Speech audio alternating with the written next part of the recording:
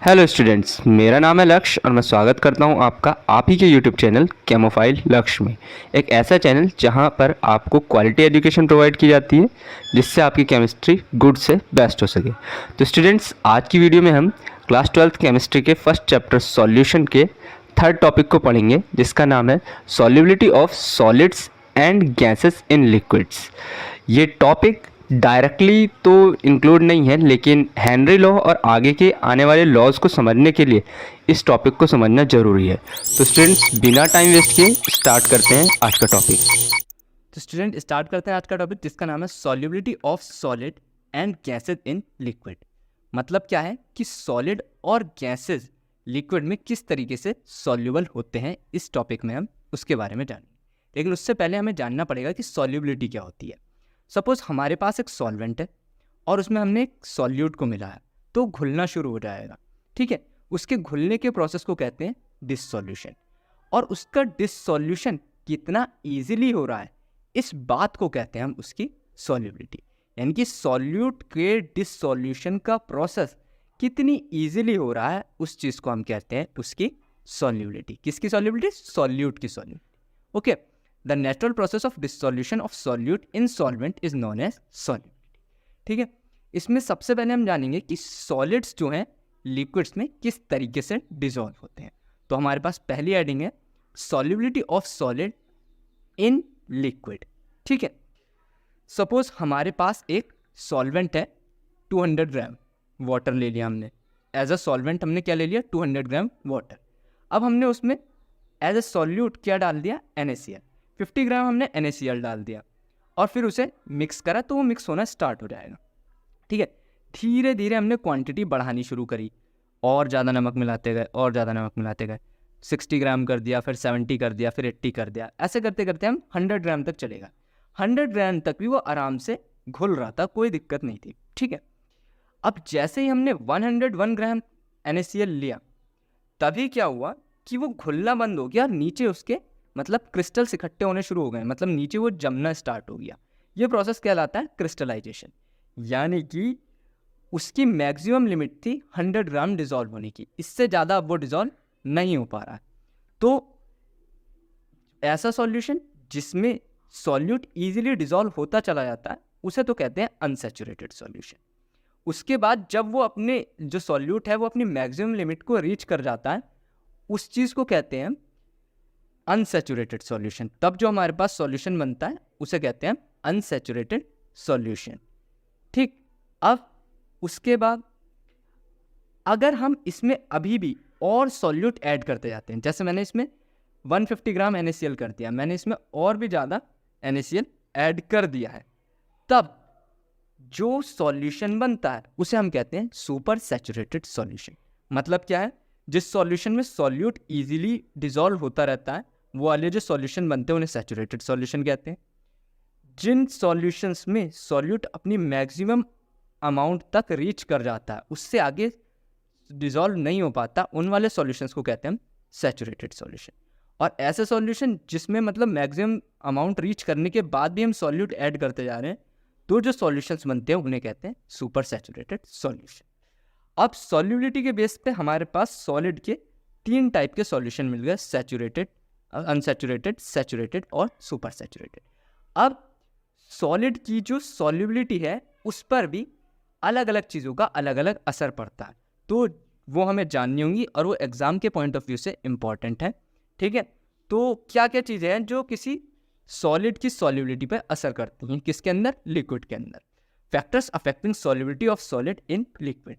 3 चीज़ें हैं। पहली है nature of solute and solvent, कि सॉल्यूट और सॉल्वेंट का नेचर किस टाइप का है। दूसरा, टेम्परेचर ऑफ सॉल्यूशन, कि जो हमारा सॉल्यूशन है उसका टेम्परेचर क्या है। तीसरा, प्रेशर ऑफ सॉल्यूशन, जो हमारा सॉल्यूशन है उसका प्रेशर कितना है। ये बात भी अफेक्ट करता है किसको? सॉल्युबिलिटी ऑफ सॉलिड को। किसके अंदर? लिक्विड के अंदर। तो इसमें हम सबसे पहला पॉइंट देखने चल रहे हैं, जिसका नाम है nature of solute and solvent.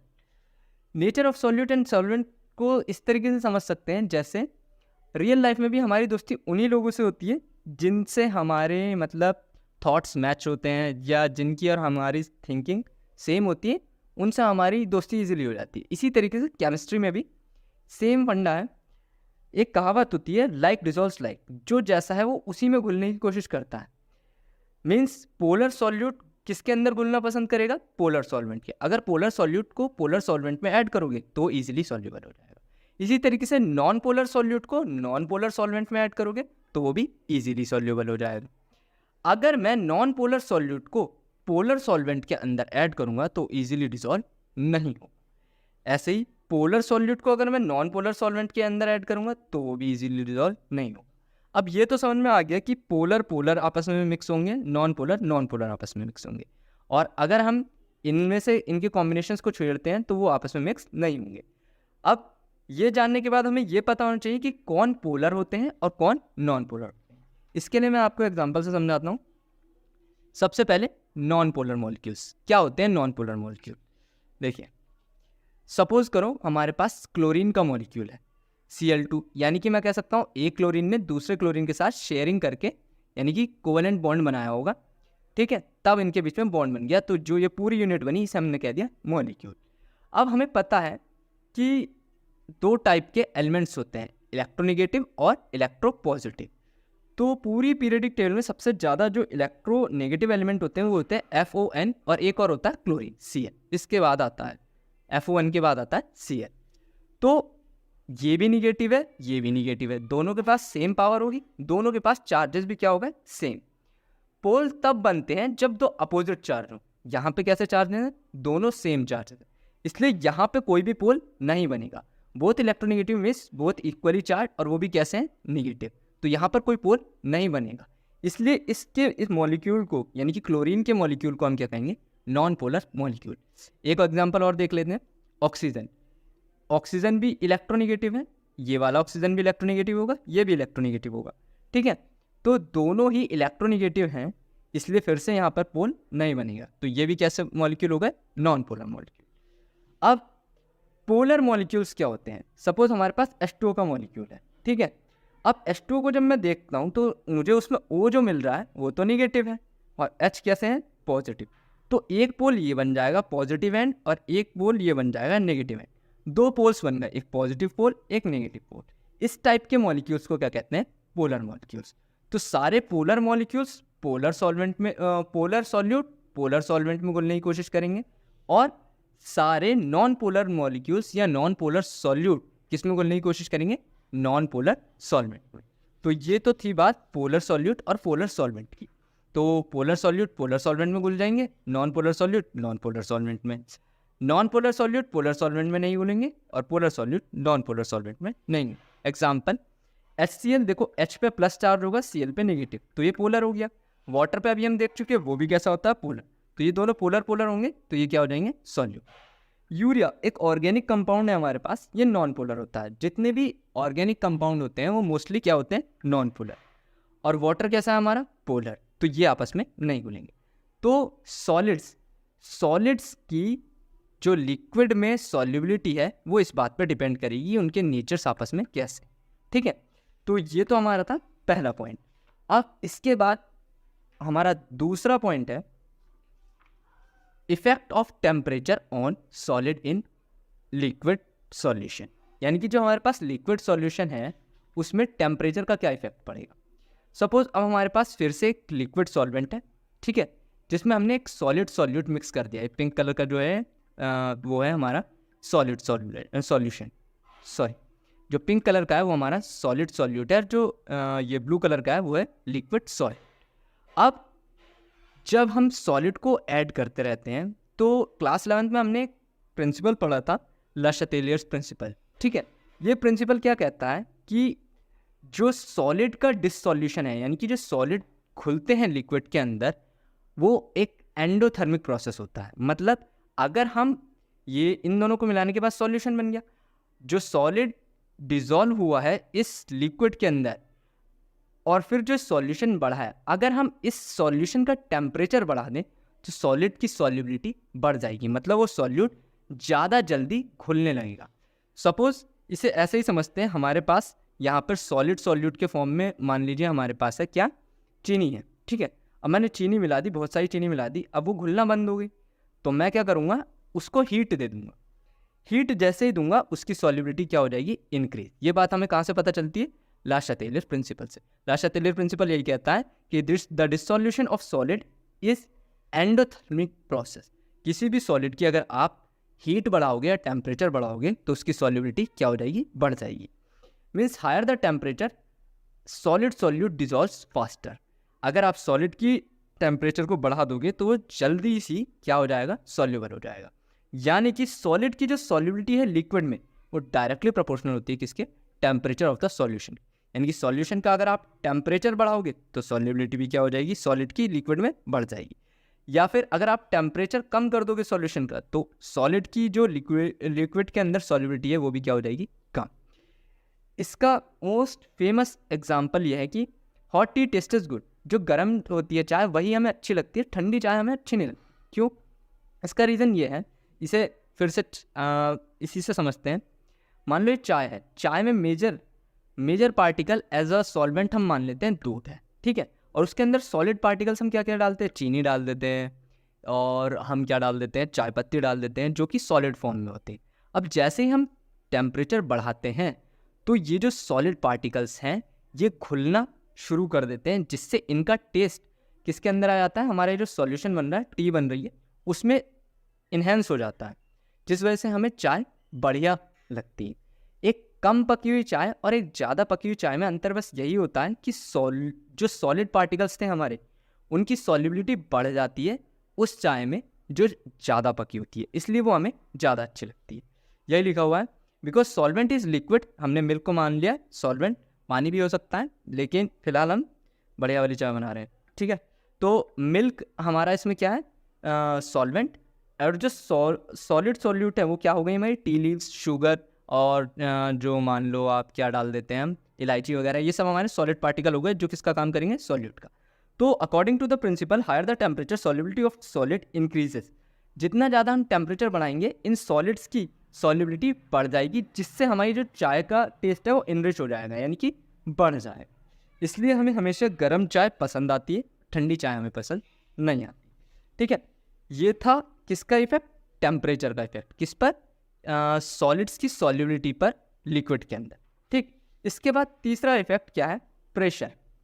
देखो सॉलिड्स पर ना प्रेशर का कुछ खास फर्क नहीं पड़ता, लेकिन अभी अब आगे देखेंगे गैसेस पर जो प्रेशर का है वो इफेक्ट बहुत तगड़ा पड़ता है। तो pressure does not affect the solubility of solid in liquid. जो सॉलिड डिजॉल्व हुए हैं लिक्विड के अंदर, उनकी सॉल्युबिलिटी पर प्रेशर का इफेक्ट नहीं पड़ने वाला, ठीक।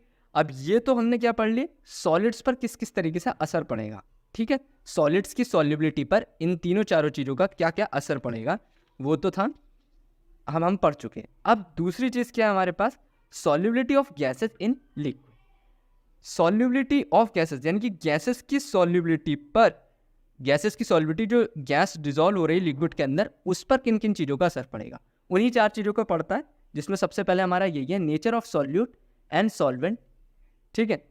वही सेम बात, अगर पोलर गैस होगी तो पोलर सॉल्वेंट में मिक्स होना पसंद करेगी, नॉन पोलर होगी तो नॉन पोलर सॉल्वेंट में मिक्स होना पसंद करेगी, बस सिंपल है।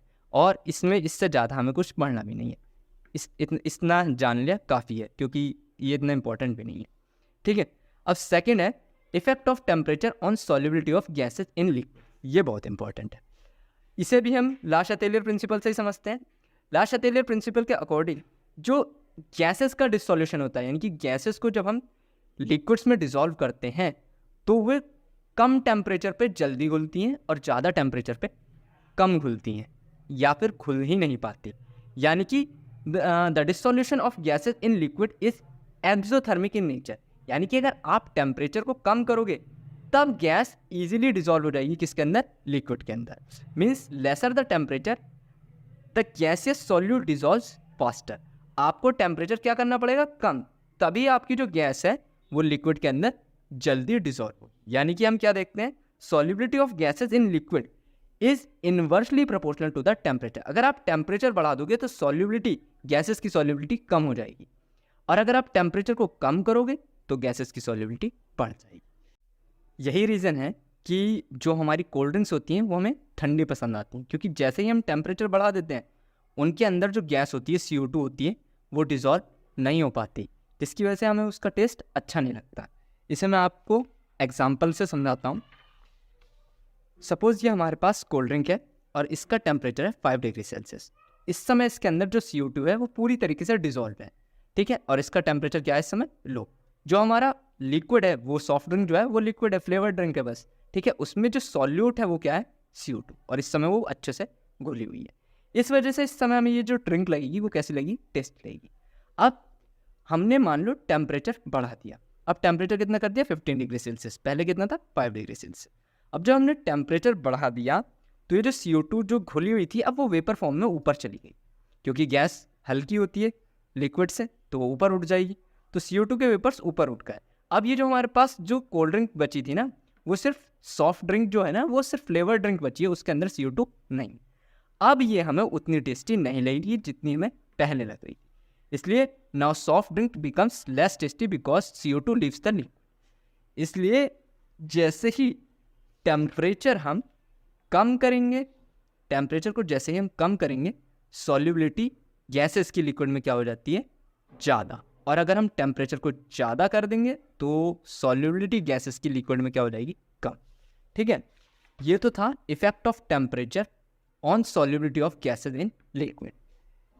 इसके बाद यही चीज़ हमने यहाँ पे लिख रखी है, soft drinks taste is good when they are chilled, ठीक है, वही सारी बातें हैं, ठीक। इसके बाद तीसरा, और ये बहुत इंपॉर्टेंट है, सेकंड वाला भी इंपॉर्टेंट है इसका और तीसरा वाला भी बहुत इंपॉर्टेंट है, effect of pressure on solubility of gases in liquid.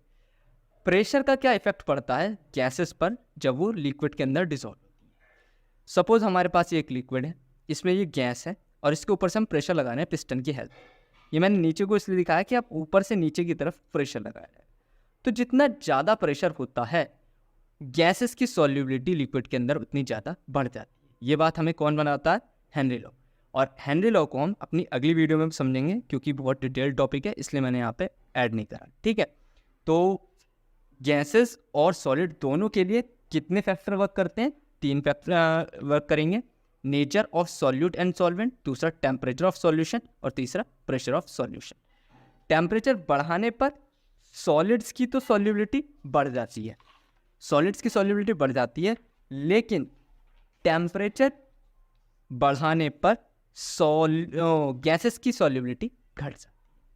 तो स्टूडेंट्स, आज के इस टॉपिक को यहीं फिनिश करते हैं, और अगर आपको कुछ भी दिक्कत हो तो प्लीज़ कमेंट कर लेना।